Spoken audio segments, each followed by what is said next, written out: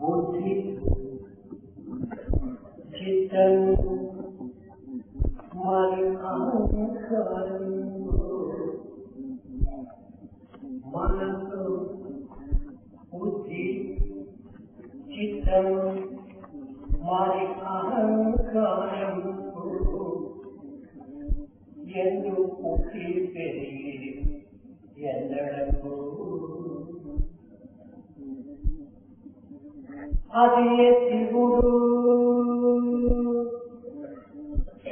ಆತ್ಮ ನಯನುರ ಕೈಗೊಂಡು ಅದೇ ಶಿವುಡು ಆತ್ಮ నయముగా కరికొండు బాధలుండగో భక్తులారా బాధలుండగో భక్తులారా బాధలుండగో భక్తులారా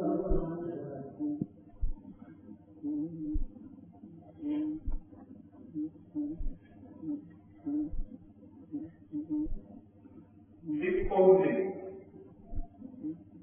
you are to grasp the truth behind the soul, the origin and the final destiny of the mind, the intellect, the heart and ahankar, ego. If you were only to know that these have their origin and their source proper in Shiva, in Atma, then, O devotee, you will no longer have any difficulty. You will no longer be assailed by any trouble and any discordant note.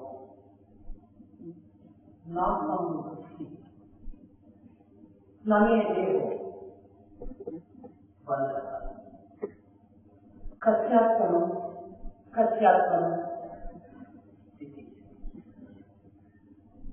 లాభము వృద్ధి నేను దుఃఖితులను కాదు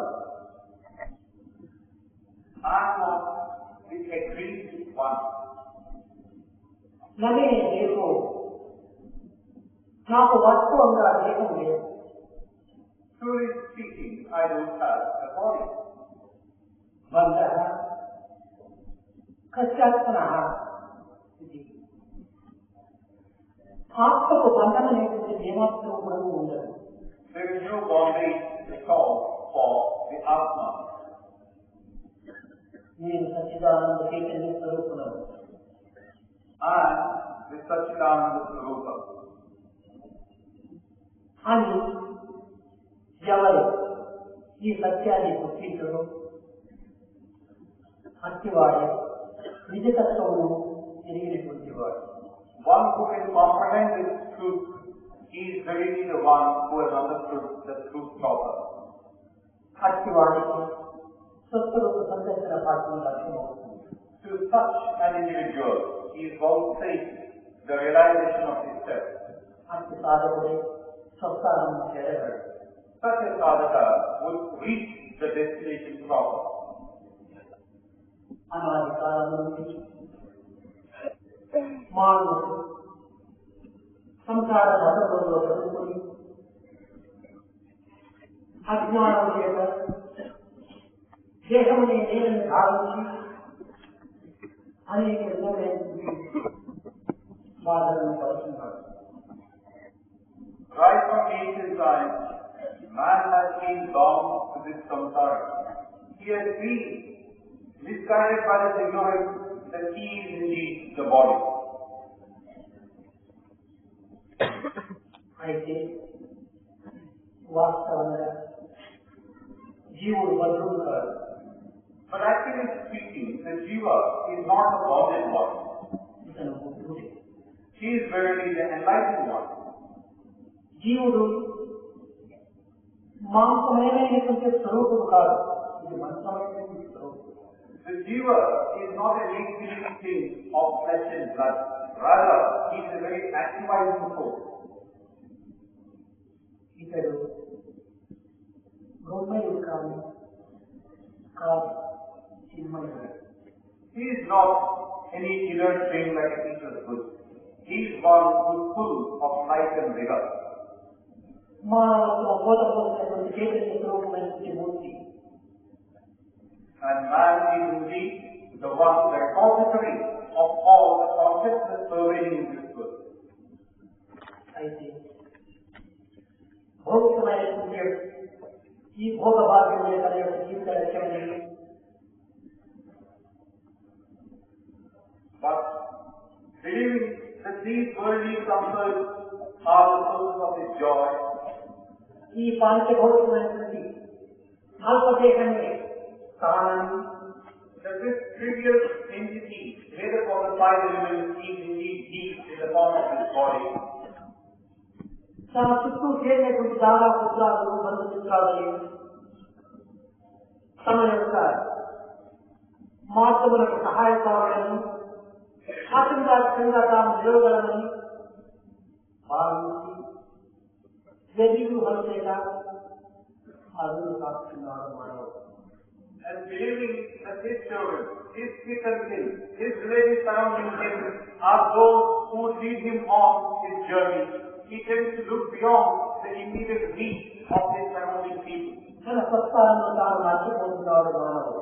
In the process, he is forgetting his destination. తన స్వరూపాన్ని తాను విస్మరిస్తున్నాడు మానవుడు. He is becoming forgetful of his own nature. కనుకని మానవుడు అనేక విధమైనటువంటి బాధలను గురి అశాంతికి లోనై తన యొక్క జీవితమును నిరాశకి నిస్పృహకి నింపుకొనిచున్నాడు. As a result, man is getting subjected to an increasing state of distress and agitation, and he is led to a state of despair and frustration in the process. నిజముగా జీవితము దుఃఖమైనది కాదు. Actually speaking again, life is not one ఇది ఆనందమైనటువంటి దుఃఖము of misery. This is an insignificant component. మానవుడు ఆనందకి కాదు. Man always aspires for ananda. కానీ అంతర్దృష్టిని కోల్పోవడం చేతనే బాధ్యమైనటువంటి యొక్క బాధలను తాను భద్రమైన స్థితి, సత్యమైన స్థితిగా భావించి తాను విచారంలో గురి అవుతున్నాడు. But he has lost sight of his inward attitude, the inward look that he should have. He has turned his vision to the external world, and he is getting subjected to these difficulties which are present in the world. కనుక మానవుడు తన నిజతత్వాన్ని తాను గుర్తించడానికి ప్రయత్నించాలి. So every individual should aspire to understand his own nature. ఈ దేహం అనేటువంటిది కేవలం ఒక నీటి బుడగ వంటిది. This body is like a bubble of water. రకరకాల వస్తు వాహనాలను చూసి తాను భ్రమించిపోతున్నాడు. He is getting deluded by the very sight of his wealth and position. పదవి అధికారులకు మురిసిపోతున్నాడు. He is lost in the status and position that he enjoys. Keerthi గౌరవాలకు ఉప్పొంగిపోతున్నాడు. He is elated at the praise that is showered on him. కానీ ఇది ఎంతకాలం వ్యక్తికి దేశమైనటువంటి కాలం దొరిపోవుది అనే సత్యాన్ని తాను పూర్తి విస్మరిస్తున్నాడు. But he has forgotten to ask himself this question: how long these fleeting things? How long would they consist in his age and sustenance? కదిలిపోయే మేఘముల వంటి ఈ సుఖ సంతోషములను, ఈ భోగభాగ్యములను, ఈ కీర్తి గౌరవములను, పదవి ప్రతిష్టలను ఆధారం చేసుకున్నటువంటి మానవులకు అంత్యములకు అశాంతియే తమ యొక్క లక్ష్యంగా రూపొందుతుంది. This money and wealth, this name and fame, this status and position are like a passing cloud. Now here, gone next moment. మనకి ఇచ్చే పరిస్థితి లేదు. మానవత్వం అంటే ఏమిటి, దీనికి ఆహారం ఏమిటి అనేటువంటి సత్యాన్ని బోధించినది ఆధ్యాత్మికం. So under such circumstances, what indeed constitutes human nature? What is it that one should aspire for in this life? This is the domain of spirituality. అంతఃకరణ పరిశుద్ధము లేక ఆనందములకు మరియు పాత్రలు కాలేదు. Unless you have purified your inner self, you cannot aspire for Ananda. అంతఃకరణం అనగా ఏమిటి? What is this inner self? మనసు, బుద్ధి, చిత్త, అహంకారం యొక్క కేంద్రీయ అంతఃకరణం. What you call is your inner self is nothing but the mind, the intellect, the heart and the ego. కరణం అనగా కేవలం పనిముట్లు మాత్రమే. Now the word karana here means instrument. ఈ పనిముట్లను ఆధారం చేసుకునే జీవితం ప్రారంభించాలి. You base your existence on these instruments so as to live. భగవంతుడు నిత్యుడు, సర్వశక్తిమయుడు. God is lasting, all powerful. అయితే తనంతట తాను ఏ పని కూడా ప్రారంభించాడు. But on his own, he does not initiate any action. చేయని సంకల్పించాడు. He does not will anything. గుణము అతని స్వభావం కాదు. Because he doesn't have any quality. గుణమునందు తాను లేడు.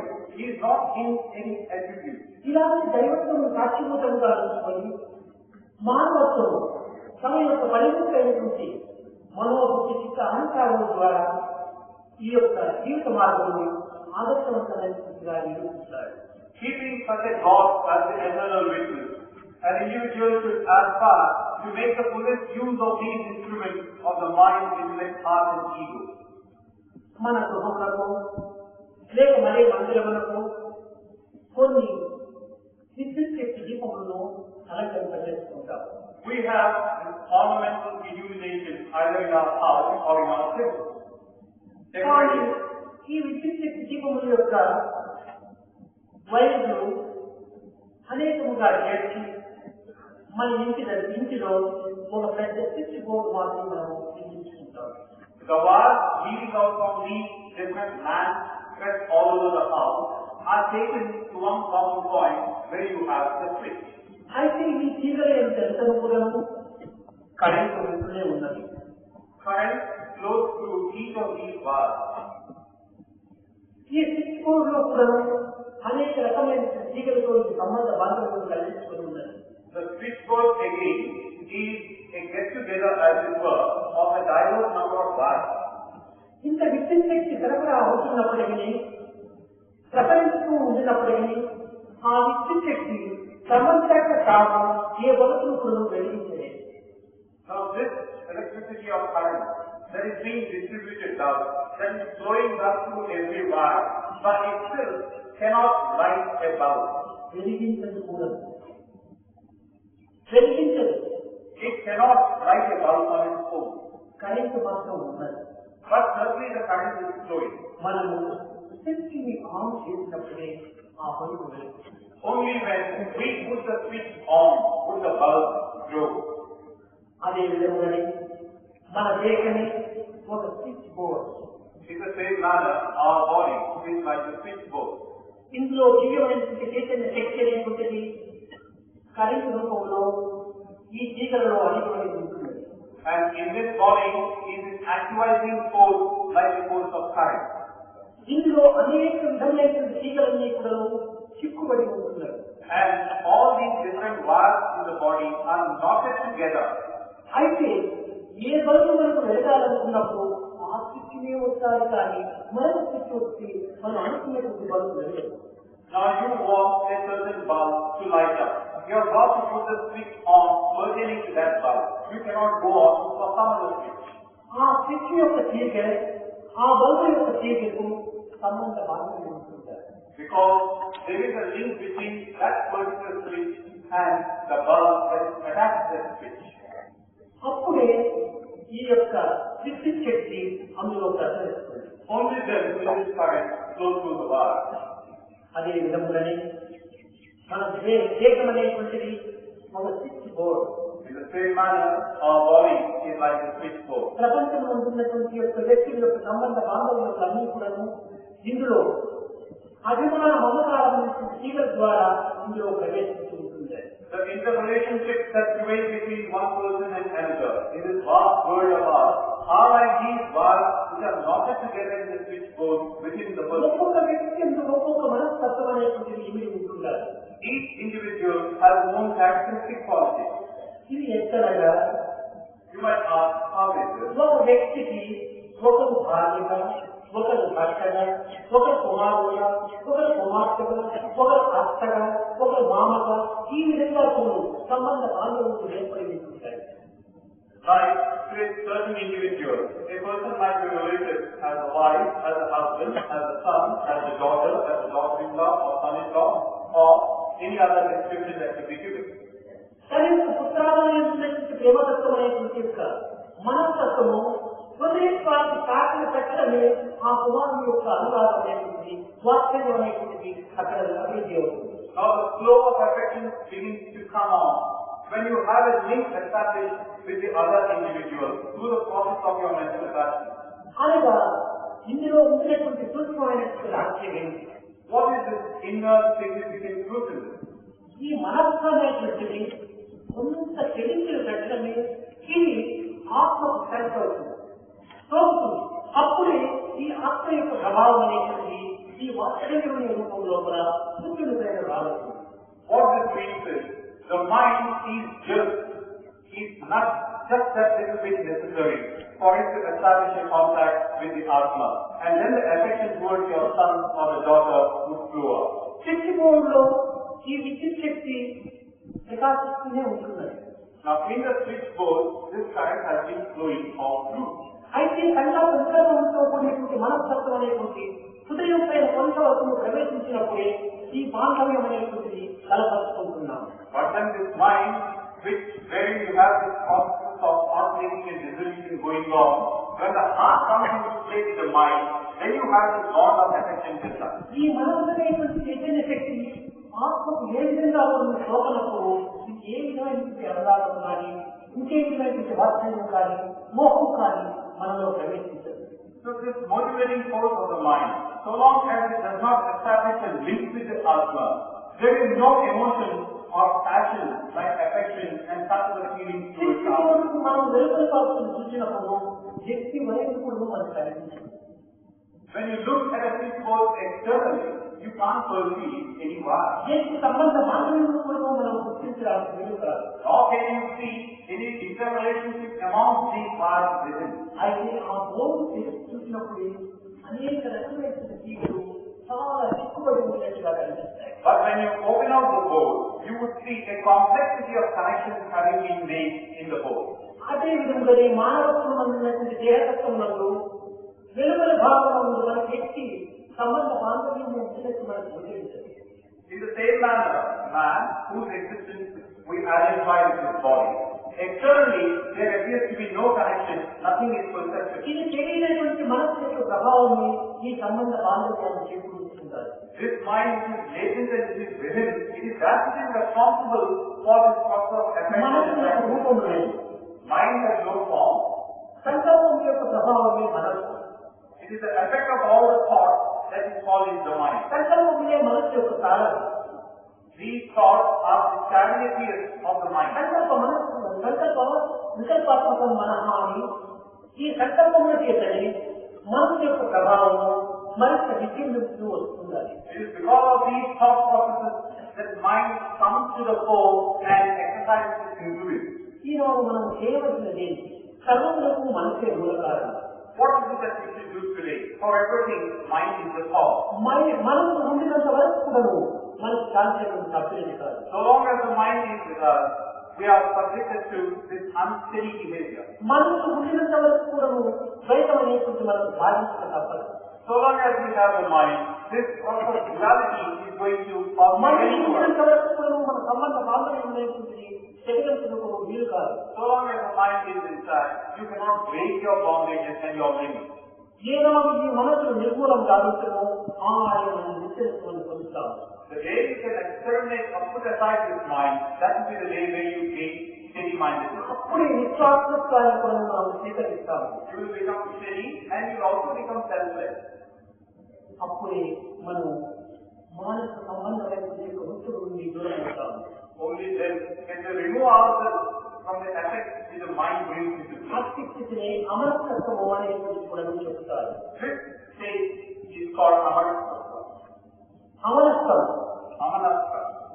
అనగా ఈ అమరత్వ స్థితిని మనం పొందినప్పుడే నిజమైనటువంటి యొక్క ఆత్మానందాన్ని మనం అనుభవిస్తాము. Only when you have reached this state of amanatva can you enjoy, experience the ananda of the Atma. జాగ్రత్త అవస్థ యందు ఈ మన ప్రభావం చాలా దగ్గర నుంచి వెళ్ళడం చేత ఒక్క క్షణమైనప్పుడు మన శాంతి అనేది మనం చేకూర్చుకోలేదు. In the wakeful state, the mind reigns supreme. As a result, you cannot enjoy any comfort or peace of mind. కారణం ఏమనగా దేహ మనో బుద్ధి చిత్త ఇంద్రియముల యొక్క సంబంధ బాంధవ్యం ఎప్పుడూ ఉండాలి. Because there is an inseparable link between the body, the mind, the senses and the life.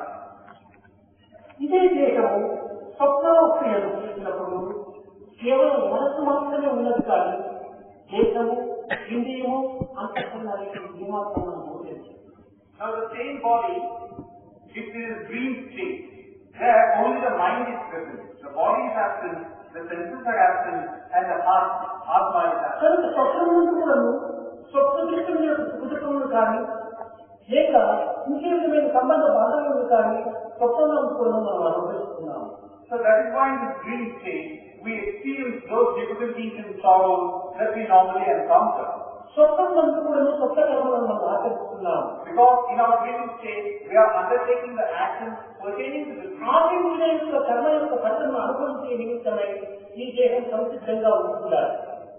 Now the body should be ever ready to reap the fruits of whatever actions are performed. కనుక కర్మ యొక్క ఫలితము కూడా స్వప్నం నుండి దేహం అనుభవిస్తుండాలి. So in this dream state, this body is subjected to the experiences whatever you encounter in the dream. ఈ విధంగా జాగ్రత్త స్వప్నములను అనేక విధమైన మనసు ప్రభావం చేత సుఖ దుఃఖములను అనుభవిస్తున్నాము. So in this manner, because of this pervading influence of the mind, either in the wakeful state or in the dream state, we are subjected to suffering and sorrow and such other kinds. అయితే సుషుప్తి ఎందు మాత్రము ఎట్టి సుఖము కానీ దుఃఖం కానీ ఉండదు. But going beyond the dream state, there is a deep sleep state, sushupti, wherein you are not subjected to such experience. కారణం What is the reason behind it? సుషుప్తి ఎందు మనస్సు లేదు.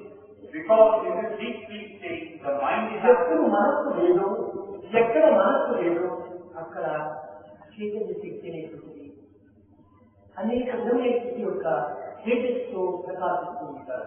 where the mind is absent, when the mind is not present, there you have this effulgence filling your very existence. అప్పుడే శుద్ధ సత్వమైనటువంటి యొక్క అస్థి భాషిత్యము ప్రకాశిస్తూ ఉంటాయి. Here, in this state, you have in all their radiance and splendor this asti, bhati and priya. ఇవి సత్యచిత్త ఆనంద స్వరూపం లోపల అనేక విధములుగా మనము ప్రకటిస్తూ ఉంటాయి. These are also called the Sathya Ananda. అయితే ఈ సత్యచిత్త ఆనందం అనేటువంటి యొక్క స్వభావము కేవలము ఒక వ్యవహారాత్మకంలో ప్రవేశించినప్పుడు ఇది గుణ సంపర్కమైనటువంటి యొక్క తత్వాన్ని అనుకుంటుంది. But this very same Sathya Ananda, when it gets into the worldly aspect of things, it again is subject to experiences pertaining to this worldly experience. ఈ గుణ సంపర్కం యొక్క ప్రభావము శాస్త్రం రతి అనగా తామసము రాజసికము సాత్వికము అనేటువంటి గుణ ప్రభావాన్ని పొందుతుంది. The three gunas, tamasic, rajasic and sattvic, come into the picture here. ఇవి తెలుపు ఎరుపు నలుపు. These are the white, red and black. ఈ నలుపు తత్వం అనేటువంటిది మానవుని యొక్క చర్యను పురస్కరించుకొని ఇది ప్రకాశిస్తూ ఉంటారు. Now this black color, that comes into the picture again infused with one's behavior. నిరంతరము స్వార్థము స్వార్థము స్వార్థము. ఈ స్వార్థ ప్రభావంలో ఉండేటువంటి యొక్క మానవుని యొక్క తత్వము ఈ అంధకారమైనటువంటి అజ్ఞానంలో ఉండేటువంటి ప్రభావాన్ని ఈ యొక్క సమూహం యొక్క ప్రకారం. Like for instance, a person is having this tamasic quality, which is black color, because the person is sensitive to the extreme and all his efforts and endeavors are directed to further his own interest. తాను తనవాడు తనది ఈ మూడింటి యొక్క బంధం చేతనే ఈ మానవుడు కట్టుబడి ఉంటాడు. I, mine and my people, all the while these are the centers of our attention. ఇట్టి సంకుచితమైన భావం కలిగినప్పుడు సమూహం చాలా మాత్రం వారి హృదయం. When such narrow ideas reign supreme, this samoguna also dances joyously in his heart. ఇతని హృదయం నందు శుద్ధ శాశ్వతమైనటువంటి ఒక చైతన్య స్వరూపమైనటువంటి యొక్క కాంతి ఉండినప్పటికీ తాను తగిలిస్తున్నటువంటి బల్బు ఆ రంగుతో ఉంటుందా? Now, certainly, in the heart of such an individual, there is this white effulgent cosmic quality too. But then, because he has gone out of his way to have a bulb in that place, it is the bulb which finds its place there. ప్రకాశిస్తూ ఉండినప్పటికీ తగిలించినటువంటి యొక్క bulb యొక్క ప్రభావం చేత అక్కడ అంధకారమే ఉంటుందా? This effulgent current is flowing through and through, but he has attached a small tiny bulb over there, and therefore the glow is in the current యొక్క దోషము కాదు. It is not the fault of the current. తగిలించినటువంటి bulb దోషం. It is a mistake of the bulb which has been ఈ attached. బల్బే తమోగుణం యొక్క ప్రకాశం. It is this bulb which is glowing in the form of this ఈ తమోగుణం తమ యొక్క ప్రవర్తన చేతను మనో యొక్క వృత్తుల చేతను ఇది ఈ విధమైనటువంటి రంగు ఉంటుంది. And because of his action and his demeanor, it is his tamasic quality that comes with it. జ్యోతికి అనేక గుణం ఉండవచ్చు. There could be different qualities associated. కానీ గుణములను మనం భావిస్తున్నాము, అవి గుణములు కాదు. Now we regard these qualities of the flame as qualities, but no. తాత్కాలిక ప్రకృతి యొక్క ప్రభావం ఆడేటువంటి యొక్క కొన్ని చలనములనే చెప్పవచ్చు. These instead should be looked upon as momentary influences of the force of circumstance. మనం ఒక జ్యోతిని అంటించినప్పుడు గాలి అటు ఇటు వాడుతుంటారు. Now we light a flame or lamp and it flickers in the breeze. ఇది ఆడటము తన యొక్క స్వభావం కాదు, గాలి వచ్చి. To flicker is not the nature of the flame. It is the nature of the breeze that is blowing. అయితే మధ్య మధ్య పొగలు వస్తుంటాయి. And then again we see shades of smoke emanating. ఈ పొగల యొక్క ప్రభావము ఈ జ్యోతి యొక్క దోషము కాదు.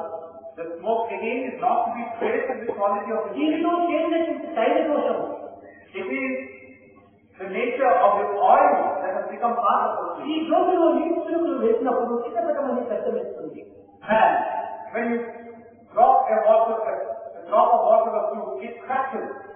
ఇది జ్యోతి యొక్క స్వభావం కాదు. This crackling sound is not the nature of this flame. దాన్ని ఆశ్రయించినటువంటి నీటి దోషం. It is the fault of the water that has become అయితే ఇది ఆడుతూ ఉంటున్నప్పటికీ చిటపటలను శబ్దం చేస్తున్నప్పటికీ దాని యొక్క పొగలు విడుస్తున్నప్పటికీ దీని యొక్క స్వభావం ఒక్కటి. అందరికీ సమానమైన ప్రకాశాన్ని అందించడమే జ్యోతి యొక్క కార్యక్రమం. So, though the flame might flicker, though it might emanate smoke, though it might crackle, produce crackling sound, its true nature consists in shedding light uniformly to all people, to all things. అత్యంత చైతన్యమైనటువంటి దైవత్వమైనటువంటి ప్రకాశం సర్వుడు సమాజంలో ఉంటున్నారు. In the same manner, this Satchidananda, what we call divinity, is present in the same way in every being. అతి సమస్తమైన That is equal that. అతి దివ్యత్వమైన That which is అతి ప్రకాశవంతమైన divine effulgence, అతి చైతన్యవంతమైనటువంటి జ్యోతిని మనం జ్యోతులను మన భావం చేసే కల్పించుకుంటున్నాం. that actualizing force, we try to seek fault in it because of our own shortcomings. కనుక మన యొక్క సమూహంలో అనేటువంటి అభివృద్ధి సాధించుకున్నప్పుడు సంతృప్తమైన భావం మనం అభివృద్ధి పొందుతున్నప్పుడు ఇది కేవలం మన యొక్క హృదయాన్ని ప్రకాశింపచేయక అంధకారంలోనే ఉంచుతుంది. So when we give the primary thought to this tamasic quality, guided by our own narrow and selfish motives, it is a case of the heart giving way to something which is going to cause in its own ప్రకాశంగా ప్రకాశిస్తూ ఉండినప్పటికీ కన్నులు మూసుకున్నటువంటి వారికి చీకటే గాని సూర్యప్రకాశం ఏమాత్రం కూడా దర్శించలేదు. The sun is glowing in all its splendor, but here is the person who has closed his eyes, so he cannot see the sunlight. కనుక దివ్యత్వం అనేటువంటి సమయంలో ఉండినప్పటికీ తమ దానిని తాను సమూహమైనటువంటి యొక్క మరుగు చేత దాన్ని పొందలేకపోతున్నాడు. In the same manner, this divinity is present in him, latent in him, but because of his own ignorance, he is not able to sight it or experience it. ఈ సమూహం మూల కారణం రాస్తారు. This is the tamasic quality, and the main reason is స్వార్థకాలం కలిగినటువంటి వాడే సమూహాన్ని కొంతవరకు అనుభవిస్తాడు. one who has the selfishness in him will be experiencing the tamasic quality. ఇంకా రజోగుణం ఇది ఎరుపు. Then we go to the second quality, rajasic, which is red in color. ఇది తానే కాక తన వారే కాక పరులను ప్రేమించి పరులను క్షేమ సమాచారాలను గుర్తించి పరులకు మంచిని ఆశిస్తారనేటువంటి యొక్క స్వభావం కొంతవరకు కలిగి ఉంటారు. Now in this rajasic, a person is not confined to his own existence, not merely his and kin. He goes a little beyond, looks to the others, looks to their comfort and their joy.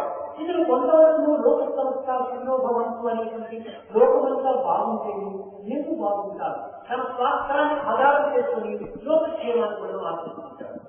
He is guided by the belief that if the world is peaceful and prosperous, I too will be peaceful and prosperous. So he aspires for the betterment of others. లోకం కానీ సమాజం కానీ లేకుండా తాను సృష్టించలేదు. Either without the world or without the society, he cannot experience any comfort. కానీ తన సుఖ నిమిత్తమై లోకక్షేమాన్ని ఆశిస్తుంటాడు. So for his own comfort and joy, he aspires for the happiness of others. తన మానవులను సుఖానందంలో వర్తించాలి అని ప్రేమిస్తుంటాడు, ప్రార్థిస్తుంటాడు. He keeps praying that all beings enjoy happiness. ఇది మానవత్వాన్ని కొంతవరకు వికాసవంతం చేసుకొని ప్రకాశవంతంగా విశాలమైనటువంటి భావంతో కొంత ఉండటం చేతని ఇక్కడ కొంత ప్రకాశం ఈ సమూహం కంటే అధికంగా గోచరిస్తూ ఉంటారు. Compared to this conflict, this person who is having this conflict, he is more radiant, more broader in his outlook, therefore the bulb also glows a little more brilliantly. ఇంకా సాత్వికము అనేటువంటిది శుద్ధమైనటువంటి సాత్వికం. ఇది కేవలము మానవులు మాత్రమే కాకుండా దానితోటి అన్ని కూడా సుఖశాంతులను అనుభవించాలి, పొందాలి అనేటువంటి మహా విశాలమైనటువంటి భావన కలిగి ఉంటాడు. Then we come to this sattvic, his wife. And here, this sattvic person aspires not merely for the happiness of fellow human beings, but rather for all living forms, living wherever they might be. ఇట్టి విచార భావన అభివృద్ధి గావించుకోవడం చేతనే అతని యొక్క హృదయము ప్రకాశిస్తూ ఉంటారు. So this person has got this broad vision, broad outlook, so much so that peace would reign supreme in his heart. ఇట్టి సాత్విక భావన అభివృద్ధి పరుచుకొని తదుపరి తాము సాత్విక కర్మలను ప్రవేశిస్తారు. Once he has this sattvic feeling in him, he plunges into sattvic activity. ఈ సాత్విక కర్మలో ప్రవేశించడానికి మూల కారణం ఏమిటి? దీనికి ఆధారం ఏమిటి? Now why should he plunge into these sattvic activities? దీనికి పూర్వం నిష్కామ కర్మలను ఆచరించడం చేతనే, నిష్కామ సంకల్పించాలను అనుభవించడం చేతనే ఈ విశాలమైనటువంటి భావము ఇందులో ప్రవేశిస్తుంది.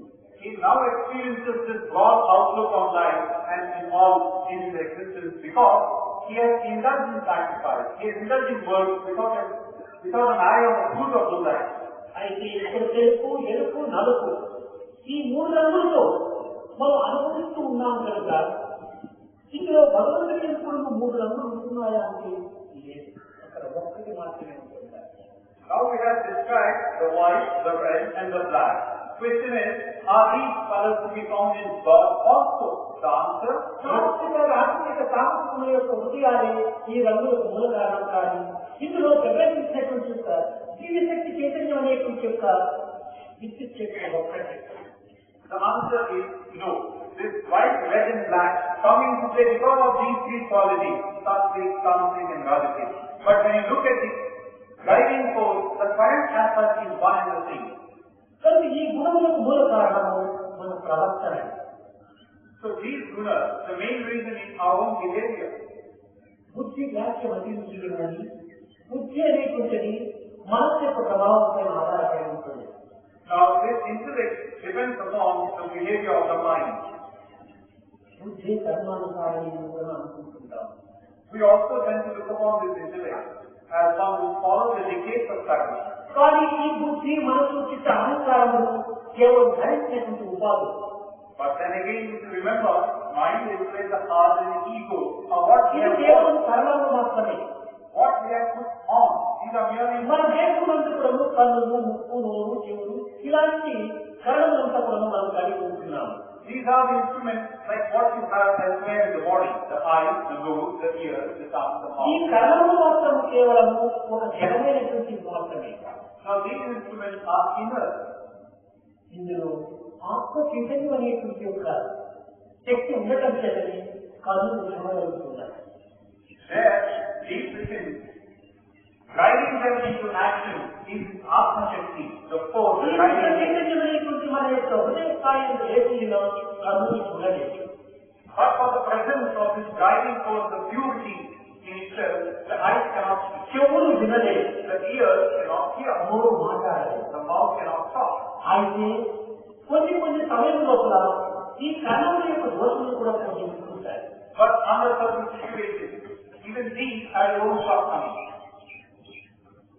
లోపల ఉండేటువంటి చైతన్యం మంచి శక్తివంతమైనది అయినప్పటికీ ఈ కన్నులలో కొన్ని దోషములు ఉండటం చేత ఇవి కొన్ని పెడమార్గం పడుతుంటాయి. The force within is all powerful.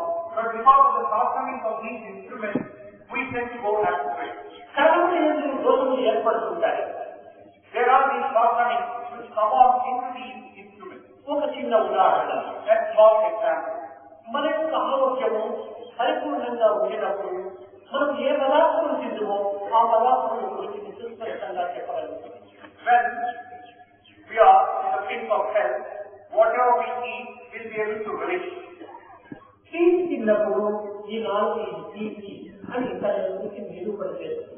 If you eat a sweet substance, the tongue determines, yes, it is sweet. కారం తిన్నప్పుడు ఈ పదార్థం యొక్క రుచి కారం అని నిరూపిస్తుంది. You eat something which is hot and it is determined as being hot. కానీ దీనికి ఒక రోగం సంభవించినప్పుడు, ఒక మలేరియా జ్వరం వచ్చినప్పుడు మనం తీపి తినేస్తాము, ఇది చేతుగా నిరూపిస్తుంది. But then you are now not keeping good health. You have a disease like malaria. You eat a sweet substance, you determine it to be bitter. ఈ యొక్క కర్మములకు రోగం ప్రవేశించడం చేతనే ఉన్నదానికంటే విరుద్ధమైన రుచి నిరూపిస్తుంటారు. Because there is a disease which has crept into the functioning of this instrument, you determine something which is not actually. ఉన్నది ఒక రుచి అయితే చెప్పడం మరొక రుచిగా ఉంటుంది. It has a certain taste and you are giving some other taste to the substance. కన్ను కూడాను అంతే. The eye in the same manner. ఆరోగ్యంగా ఉండినప్పుడు నలుపు నలుపుగా, తెలుపు తెలుపుగా, ఎరుపు ఎరుపుగా నిరూపిస్తుంది. When the eyes are functioning properly, you see black as black, white as white, red as red. దీనికి జాతీయ అనేటువంటి పచ్చికామం అనేటువంటి రోగం ప్రవేశించినప్పుడు ఇది అన్నింటినీ పచ్చిగా నిరూపిస్తుంది. But when you are afflicted by the disease of jaundice, you start seeing everything as being yellow. ఇది దీని యొక్క స్వభావం కాదు, ఇందులో ప్రవేశించినటువంటి రోగదోషం. Now it is not the fault of the eyes innately, but rather the disease that has crept in. అదే విధంగానే ఈ మానవత్వము సృష్టి కలిసినటువంటి ఈ జగత్తులన్నీ కూడా నిత్యముగా స్థిరములను లక్షణమైన స్థితిలో భావిస్తూ ఉంటున్నారు. In the same manner, this world, with all its experiences that one can visualize, we look upon it as being unsteady, as temporary, as fleeting. ఎవరు ఈ విధంగా భావిస్తారు? అజ్ఞులు. Now who are the people who look upon the world down? The ignorant ones. అయితే ప్రాజ్ఞులు ఆ విధంగా దీనిని భావిస్తారు. But the all-knowing people, the knowledgeable ones, don't look upon it. జగత్తంతా ఇప్పుడు ఈశ్వరుని యొక్క ప్రభావం, ఈశ్వరుని యొక్క స్వరూపమని నిరూపిస్తుంటారు. They would rather say that this world is a manifestation of the cosmic will. బ్రహ్మమైనటువంటి ఈ జగత్తుని విశ్వసిస్తుంటారు. But Brahma permeates all things, all forms in this world. That's what they నిజంగా దీని యొక్క స్వభావం ఇది. Truly speaking, this is indeed the nature of this creation. ఉన్నదానిని వేరు వస్తువుగా మనం నిరూపించేటువంటి యొక్క స్వభావాలకు రోగము అని పేరు. And disease is that which tells you about something in a contradictory way. ప్రకాశం లోపల తాడుగా మనం చూడగలుగుతున్నాము. In life, you see a rope as a rope. ఇందులో కొంత చీకటి ప్రవేశించినప్పుడు తాడును తాముగా మనం విశ్వసిస్తున్నాము. There are now shades of darkness, and the same rope we determine to be a snake. అయితే పాము రాలేదు, తాడు పోలేదు. But then the snake has not come, the rope has not gone. ఒక వస్తువు మరొక వస్తువుగా మనం నిరూపించడము మన యొక్క అజ్ఞానం. We have perceived one thing as being something else. This is our అజ్ఞానం ignorance. యొక్క ప్రకాశం లేకపోవడమే దీనికి మూల కారణం. The reason is there is no light now. జ్ఞానమే ప్రకాశం, Knowledge is this light. అజ్ఞానమే చీకటి. Ignorance is this darkness. అజ్ఞాన సమయం లోపల ఉన్నటువంటి యొక్క వస్తువులు కూడా వేరే వస్తువుగా మనం విశ్వసిస్తున్నాం. చూస్తుంటాం. Now, in the state of darkness or ignorance, we try to see a thing as being something else. జ్ఞాన స్థితిలో ప్రకాశవంతమైన స్థితి అని ఉన్న వస్తువులు ఉన్నట్టున్నామని చూపిస్తారు. In the state of knowledge, we determine a thing to be what it is. కనుక ఈనాడు భగవంతుడు వేరు, జగత్తు వేరు అనే ద్వైతభావం చేత దేహాత్మ బుద్ధికి మనం అనుభవించడం ఇది కేవలం లోకదోషమని చెప్పవచ్చు. So today, if you say God is one, the world is another, it's a sure index to the disease that you are afflicted with. అనేక మంది ఈ రోగులకు పీడితులై బాధలు అనుభవించడం చేతని భగవంతుని నామము భగవో వైద్యము చెప్పారు. There are many who are suffering from this disease. That's why they have been given this medication. Think and chant the name of the Lord, and you will rid of your రోగము ఏమిటి రోగం? So what is this disease that one talks about? ఉన్నదానిని వేరు వస్తువుగా మనం నిరూపిస్తున్నాం. ఇదే రోగం. This disease consists in determining a thing which it is not actually. ఉన్న సత్యము మరొక అసత్యంగా మనం దానిని భావిస్తున్నాం. A truth which is there for us to see, we regard it as untruth. ఇది ఈనాడు ఆవరించి వ్యాపించి బాధించేటువంటి యొక్క రోగం. This is what is enveloping us, which is what is permeating everything and making us suffer. ఇంటి అజ్ఞానము ఉండినంత వరకు కూడా మనకు బాధలు తప్పదు. So long as we have this ignorance, we are bound to be in trouble. కొన్ని కారణాలు మనకు కొన్ని సుఖములు శాంతులు చేకూర్చవలసింది కానీ ఇది శాశ్వతమైన స్థితి కాదు. Now, off and on, we might experience moments of joy and comfort, but these are not lasting or permanent. ఇవి క్షణపూర్వమైన స్థితి. These are fleeting transitions. కనుకని భగవద్గీత యందు కర్మలు అకర్మలు, అకర్మయందు కర్మను చూడగలిగినటువంటి వాడే నిజమైన యోగి అని నిరూపించింది. In the Bhagavad Gita, we have been proclaimed that the one who can see some meaning in a thing which is not, and vice versa, is truly a yogi. ఈ కర్మలో అకర్మం నిరూపించడం, అకర్మయందు కర్మ ఏమి ఉండటం. Now that which you say is not action is indeed an action. And trying to give substance to an action, what is it that you can do with it? అయితే ఈ కర్మ అకర్మల యొక్క అర్థములు ఈనాటి భగవద్గీతను బోధించేటువంటి వారు కానీ, లేక ఆలోచించేటువంటి వారు కానీ, ప్రచారం జరిపేటువంటి వారు కానీ సరైనటువంటి అర్థము తీసుకోవటం లేదు. But those who are going about speaking the contents of the Bhagavad Gita or proclaiming the truth contained therein have not been able to diagnose or decipher the inner significance of these words, karma and పలుకుల యొక్క karma. వ్యాఖ్యానములు నానాత్మకంగా అభివృద్ధిపరిచి కేవలం అనర్థములు మాత్రమే తీసుకొని యథార్థాన్ని మరుగుపరుస్తున్నారు. The commentaries being handed out by pundits and scholars are only distortions of the actual truth. ఎవరికి చూసిన అర్థాన్ని వారు ఉచ్చరిస్తున్నారు. Each one gives his own interpretation.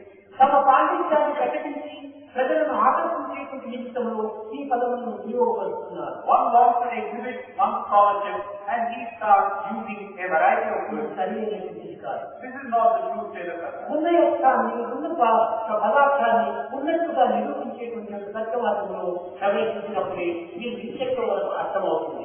Only when those realize one, who can proclaim the truth for what it is, who can give you the correct interpretation and meaning, can we really rid ourselves of the present. కర్మ అనగా ఇక్కడ ఏకది karma and akarma. Karma here means the body.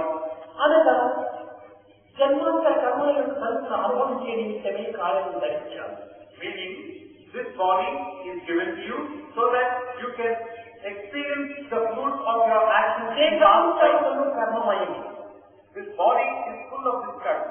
నిశ్వాసములు, Breathing in and breathing out, ఈ రక్తం యొక్క ప్రసారములు, the flow of blood, నాడుల యొక్క ఆడులు, the heartbeat. ఇవన్నీ కూడా ఒక చరణం యొక్క స్వరూపమే. These are manifestations of this actualizing force. కనుకనే దేహమే కర్మం. So body is very karma. కర్మమయమైనటువంటి దేహం కూడా అన్నారు. దేహమే కర్మ. You should not say that body is one which is made up of karma. You should say body is karma. అకర్మ అనగా ఇది ఆత్మ ప్రభావం. Then you have the second word, akarma. Akarma is ఎట్టి కర్మ ఎందుకు ఇది ప్రవేశించేటువంటిది కాదు. Akarma is to be equated with the Atma. It does not enter into the తనను ప్రవేశింపజేసుకుని ఉపాధులు వేరు వేరు రూపంలో ధరించవచ్చును కానీ తనకు ఎట్టి ఉపాధులు లేవు. Now other things might enter and keep it as a basis, but it does not have any basis for itself. మట్టిలో ఎన్ని రకమైనటువంటి కుండలైనా మనం చేకూర్చవచ్చు, చేయవచ్చు. Now with clay you could make any number of pots, any shape. ప్రతి కుండ మట్టి ఉన్నది కానీ మట్టిలో కుండలు. In every such pot you could see clay, but in clay you cannot discern a pot. అదే విధంగానే ఈ అకర్మయ్యేటువంటి యొక్క దివ్య శక్తిని చైతన్యమును అనేక ఉపాధుల్లో ప్రతిష్ట చేసుకోవచ్చు. In the same manner, this akarma, this actualizing force can be mingled, can be made to flow through the different instruments. అనేక గుణములుగా దీనిని అనుభవించవచ్చు. We can experience these in turn as various attributes. కానీ దాని గుణములు లేవు. But in it as such, there are no qualities. కనుకనే గుణములు లేనటువంటి వారి కర్మలే లేదు. So one who has no qualities, no karma for it. కర్మ లేనటువంటి వాడు అకర్మస్తులు. One who has no karma is very అకర్మనే చైతన్యం. This akarma is this chaitannya. అనగా కర్మ లేనటువంటి దేహములో అకర్మ లేనటువంటి ఆత్మను ప్రకాశింపజేయటము, చూడటం. That is, this body which is karma, in it you install akarma which is atma, the effulgence. కనుకనే కర్మను అకర్మను చూడాలి అన్నారు. That's why it means that in karma look at అనగా akarma. దేహములను ఆత్మను దర్శించడం. Meaning, in the body visualize the atma. ఆత్మయందు అనేక భూతత్వం విరుగుతున్నాయనేటువంటి ఏకత్వాన్ని అందులో ప్రవేశించడం. Now in this atma you must bring the diversity of things and make it one. సర్వభూతములను తాను సర్వలోని సర్వభూతమును సందర్శింపజేస్తమే ఈ అకర్మలోని కర్మలోని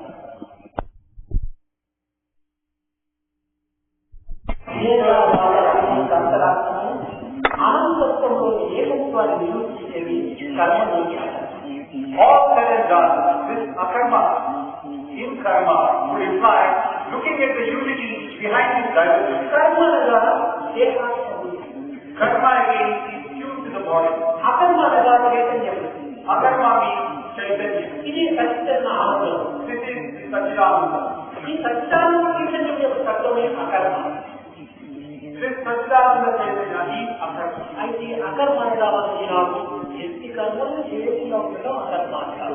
Today, we believe that the word akarma denotes we don't have to do any karma. ఇట్టి కర్మలు చేయకుండా ఉండేటువంటి జీవితం జగత్తులకు కారణం. It is not possible for you to see any being without doing karma. అదే అంతరాత్మ. This is antaratma. ఆధారం దేహాత్మ. The support is the dehatma. మనం దర్శిస్తున్నాము. This is what we are seeing. దీనిని మనం అనుభవిస్తున్నాము. This is what we are experiencing. సర్వత్రకమైనటువంటి ఒక చైతన్య శక్తిని సర్వత్రా వ్యాపిస్తున్నటువంటి దానికి ఒక ఉపాధి ఏమిటి?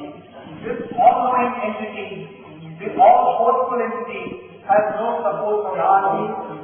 మతం, కుల, క్రియ, వర్ణాది భేదం లేనటువంటి ఒక చైతన్యమే ఈ యొక్క సంస్కారణ చైతన్యం. There is no race of religion, caste or creed that we could give to this Chaitanya Rupa. That is Satchidananda.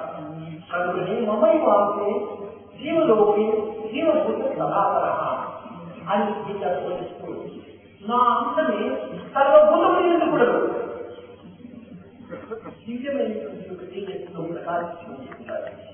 That's why it being said in the Gita, a part of my own being is to be found in all beings, in all forms. That's why it is నా అంశమే my fragment of my own being. ఇక్కడ అంశము అంటే ఒక అంశంగా నిరూపించడంలో కూడా కొన్ని కారణాలు లేకపోలేదు. Now this word amsa has been uttered with a meaning, a significance. శుద్ధ చైతన్యమును శుద్ధానందమును ఎవరు అనుభవించలేదు. That which is pure Ananda by itself, which is purity itself, nobody can experience it. సూర్యుడు ఉదయించక పూర్వము కిరణములు ముందు ప్రకాశిస్తాయి. Now before the sun rises, you would tend to see the coming of the sun. కిరణములు వచ్చిన తర్వాతనే అరుణులు ఉదయిస్తారు. Only after the rays of the sun come up, would the sun rise. అయితే కిరణములకు అరుణకు ఎట్టి అవినాభావ సంబంధము ఇది. ఎట్టి భేదము లేదు. But between the rays and the sun, sun's rays and the sun, there is no distinction. అరుణుతో చేరినటువంటి కిరణం. Because the rays are part of the sun. కిరణములు కలిగినటువంటిదే అరుణు. And the sun is the thing which has these rays. అదే విధముగానే ఈ దివ్య తేజమైనటువంటి యొక్క చైతన్యము ఒక అంగులుగా ఉంటుంటారు. So in the same manner, this radiant body is like the sun. ఈ కిరణములే ఒక అవతార తత్వం. And these rays are the attributes of the avatar. అయితే అవతారము దిగిరావడం లోపల కొన్ని గుణములను చేర్చుకుని రావాలి. But then when the avatar descends, he has a few attributes to go with it. అది పూర్ణత్వమైనది అయినప్పటికీ గుణముల యొక్క చేరిక ద్వారా ఇది కొంచెం అసంపూర్ణమైన స్థితిగా ఉంటుంటారు. He is full, he is total. But because he mingles himself with these qualities, there is a certain limitation to it. దేహ గుణ మనోబుద్ధులు లేకుండా అవతరించిన మానవులకు బోధించడం కానీ మానవులకు ఆదర్శవంతమైన జీవితాన్ని నిరూపించడం కానీ సాధ్యం కాదు. Without the body, without the guna, without the mind, without the intellect, it is not possible to lead mankind. అవతారములకు That's why an avatar, నిర్గుణ నిరంజన సనాతనమైన ఆత్మతత్వ చైతన్యములకు ఉండినటువంటి వ్యత్యాసము కొంతమంది నిరూపిస్తారు. that is why you should understand the meaning, difference between an avatar on the one hand and that which is lasting, permanent, eternal being. నిత్య శుద్ధ శుద్ధమైన తత్వము ఇది అస్థి భావి. That which is lasting, that which is pure, that which is all powerful. అస్థి భావిత్యములకు రూపనామములు కల్పించినటువంటి అవతారం. This is Asti, Bhati, Priyam. And when a form is given to these three, that becomes an avatar. అక్కడ మూడు, ఇక్కడ ఐదు. There you have only three qualities. Here in the avatar you have five. కనుకనే దీనికి పంచకములు అని పేరు. That's why it is called Panchaka. పంచకం అనగా ప్రపంచమే. Panchaka means Prapancha. కనుకనే సర్వత్రా పంచభూతాన్ని సత్యుకి నవిద్యతే అన్నాడు. సర్వత్రా పంచభూతాన్ని సత్యం కించిత్ నవిద్యతే. ఈ ప్రపంచం ఎక్కడ చూసినప్పటికీ పంచభూతములే కానీ ఆరో భూతం ఎక్కడ కూడా కనిపిస్తుంది. That's why God has said that wherever you look around you in this world, in this creation, there are only a manifestation of these five elements. Look wherever you like to, you cannot come across the sixth element. ఈ ఆరో భూతం చేసేది కానీ అది What is the sixth element? That is this Chaitanya. దాని రూపం. There is no form for it. నామము లేదు, No name for it. కులము లేదు, There is no మతము లేదు, nobody, ఉపాధి లేదు, no support, వర్ణము లేదు. no color. తెలుపు ఎరుపు రంగు అంటారు బల్బులకి కానీ కలిసి ఏమాత్రం ఉండదు. This white, black, red, some colors given to the bulb, but the white has no color. That's why for the avatar, ఇవి చైతన్యములకు and this లేకపోయినప్పటికీ internally there is no distinction between these two. రూపనామములు ధరించడం చేత Because there are name and ఈ form, రూపనామములు నష్టమైనట్టుగా భావించడం చేత because name and form are not lasting and permanent, ఇది కేవలము మార్పు చెందుతున్న చేత because they undergo change, దీనిని శక్తికార స్వరూపంలో నిరూపించుకోవచ్చు. that's why it's been determined that this is what is going to be. Being born, పెరుగుతాయి, to grow, అభివృద్ధి చెందుతాయి, to sustain further, to లేని నశించుట, to decay, మరణించట. and to die ఈ another. శక్తికారంలో ఉన్నటువంటి దేహం. This body is a composition of these different stages of life. కలువని ఇది దివ్యమైన ఆత్మతత్వాన్ని మనం గ్రహించాలంటే అన్ని భూతములు ఎందుకుడను మమైవాంతే. So if you want to ఆ యొక్క అంశమే ఉంటుంటారు కనుక నేను ప్రత్యేకమైనదిగా మీరు భావించరాదు. So if you want to really understand what this Atma Tattva is, believe in this truth, that in every being is present a fragment of the divine being, of the divine spirit. సర్వభూతానాం. That is why do not hate anyone. ఎవరిని ద్వేషించినప్పటికీ నిన్ను నీవు ద్వేషించుకున్నటువంటి వాడే. If you hate the second man, you are hating yourself. ఎవరిని విమర్శించినప్పటికీ నీ ఆత్మస్వరూపుని నీవు విమర్శించుకున్నటువంటి వాడే. If you are criticizing the second person, you are criticizing your Atma Swarupa. నీ యొక్క బుద్ధి పవిత్రమైన పూర్ణత్వాన్ని పొందలేకపోవడం చేతని ఈ విమర్శలను ఈ విధమైన సూచన పూజలను నీవు అనుభవిస్తున్నావు. Your intellect has not become this ripened food. That's why you are subjected to the effects of దీనికి the మూల కారణము స్వార్థమే. The reason again is your selfishness. స్వార్థాన్ని, Selfishness, మమత్వాన్ని, attachment, అహంకారమును ego. నిర్మూలన కావించుకున్నప్పుడు నిర్వేశిస్తాం. If you eliminate these three, you will become yourself. అనేక పర్యాలు నేను చెప్తుంటాను. I have told you on many occasions. మన హృదయాన్ని అనగా దేశం చేస్తారు. దీన్ని మనం చూడాలంటే మనం ఏం చేయాలి? I have given you this example. Now you talk about this as your chest. You want to see. అది చెస్ట్ మీద ఒకటి బలిని మనం ధరించాలి. Now over this chest we have worn a banian. ఈ బలిని పైన మన అలంకారం కోసమని ఒక షర్టును వేసుకున్నాం. Over the banian we are wearing a shirt.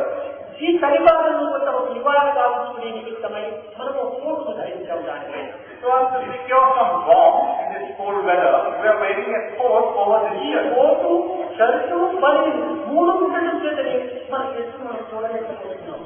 So because you have the coat, the shirt and the banian, we are not able to see our own chest. నీ చెట్టును నీ హృదయాన్ని నీకు చూడాలంటే మొట్టమొదటి కోటు తీసుకోవాలి. Now, if you want to see your own chest, first of all, remove the coat. తదుపరి శైలిని తీసివేసి Then remove the shirt. బలిని కూడా తీసివేసినప్పుడే నీ దాన్ని చూడగలరు. Then remove the banian. Then you can see your chest. అదే విధముగానే మన యొక్క సమూహమే కోటు, దట్టమైన coat. In the same manner, our samoguna is that thick. మొత్తముడి ఈ సమూహమైనటువంటి దట్టమైనటువంటి కోటును ఈ ప్రకృతి యొక్క వాతావరణం ధరించుకునే కోసమని మనం దీన్ని పోషించుకుంటూ వస్తున్నాం. Is this thick, warm coat, and we are wearing it so as to have a screen against the worldly effects. ఈ దట్టమైన సమూహమైన కోటును తీసుకుని So remove this strong coat first. తదుపరి జగత్తును ఆకర్షింపజేసుకునే కోసమని అందమైన ధనుసు వేసుకుంటున్నాం. And then you wear a shirt so as to attract this world.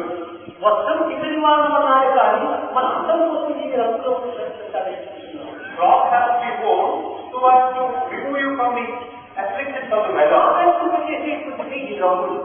But these colored shirts we wear are to attract. కనుకనే దీనిని ఈ రజోగుణమైనటువంటి షర్టును కూడా తీసుకువేసి So remove this shirt of Rajoguna, colored one. అయితే సాత్వికం ఈ జగత్తులను జీవించుకునే నిమిత్తమై ఒక సత్యేశ్వరాన్ని అనుభవించే నిమిత్తమై ఈ సాత్వికాలను ఆధారం చేస్తున్నాం. Then we come to this sattvic, in order that we may live in this world, in order that we may sanctify యొక్క బలి we may sanctify our lives, we have one అనుభవం తీసివేసినప్పుడే మనం తెలుసుకున్నాం. మన విషయాన్ని మనం ధరించాలి. we are wearing this sattvic called the banian. You remove that also, then you can see your feet. దీనినే సాక్షాత్కారం అన్నారు.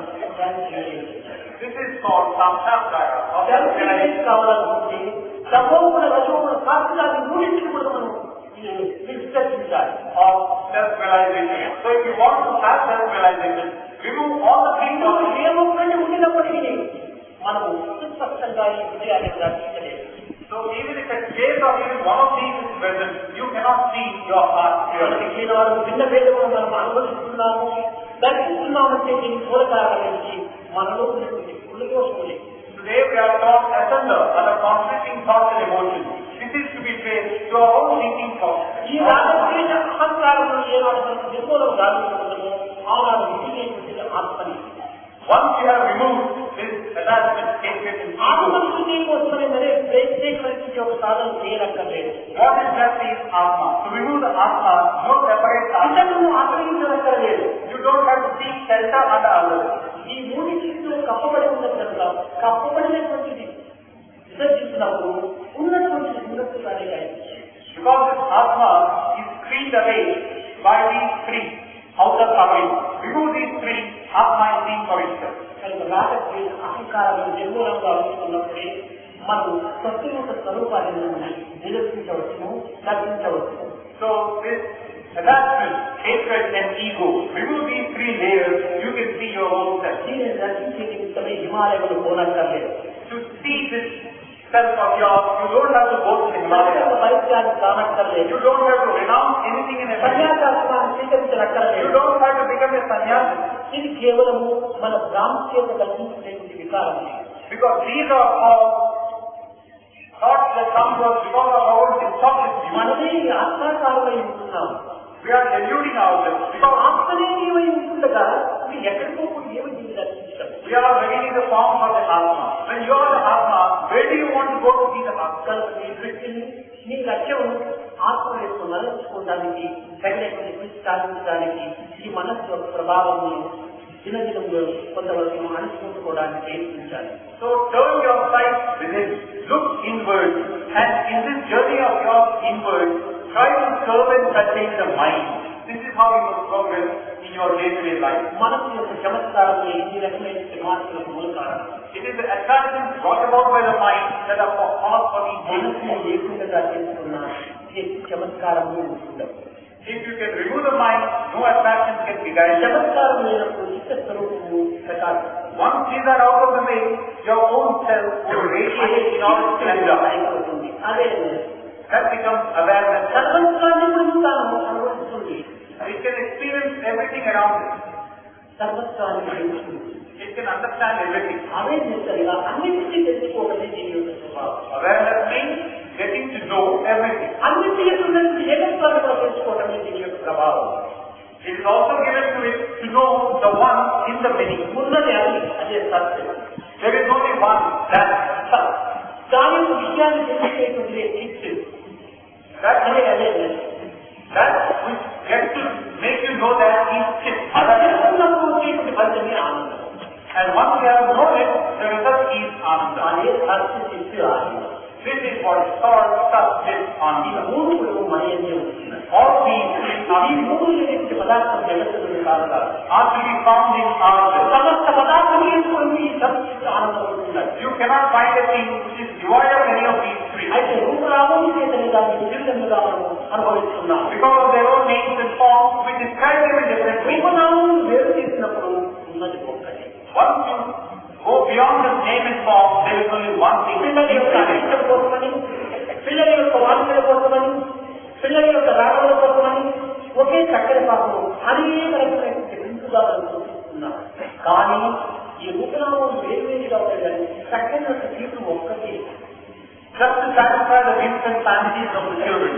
The same sugar is made out and given to them in different forms and shapes and sizes. The sugar, the sweetness is one and the same.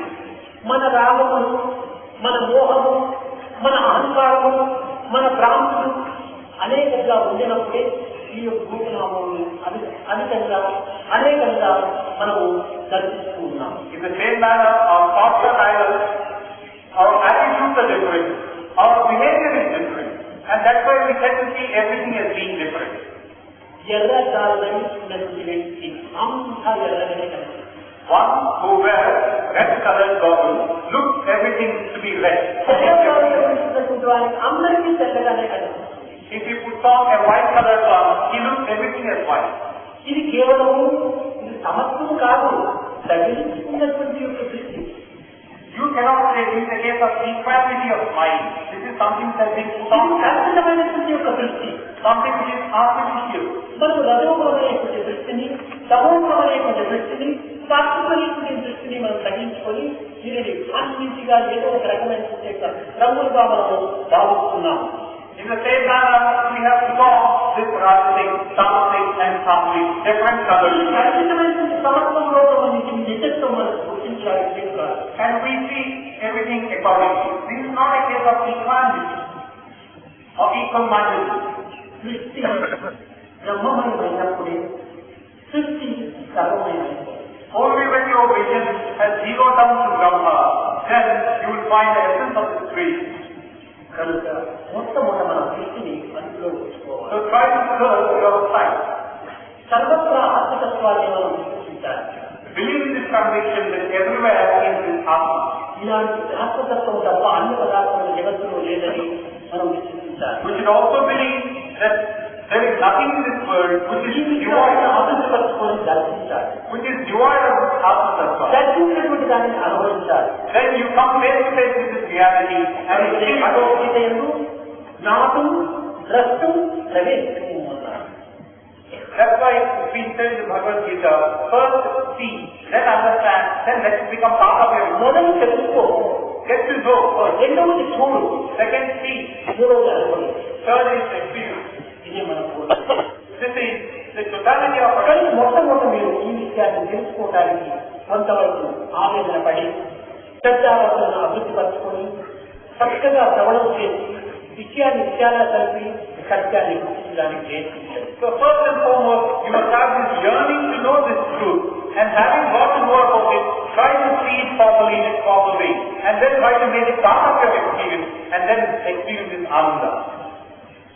चित्त चोराय चोराय